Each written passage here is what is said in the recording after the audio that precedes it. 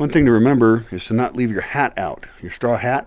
The dogs may steal it and eat it. I am not responsible for your putting your hat in a dumb spot.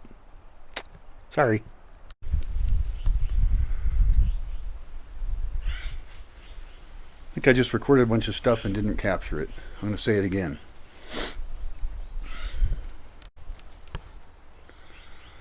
So, if we want larger buildings, and I do, and I'll explain briefly why, but if you've watched my past videos, you know why.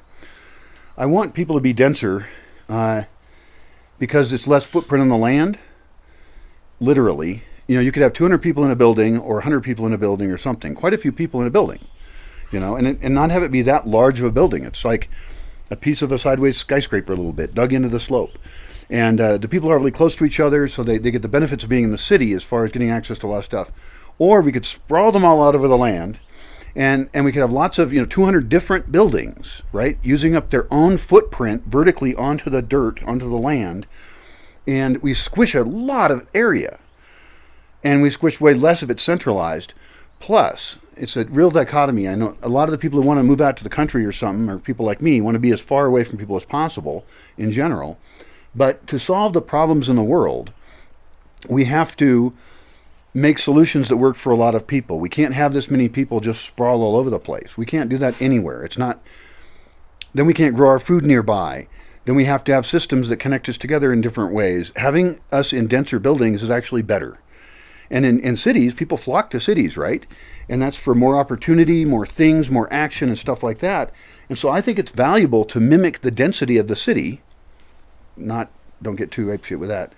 But to use land more effectively, essentially by having 3 to 4 floors, we have cut down by, 2/3 or 3/4 of the land we would have used before.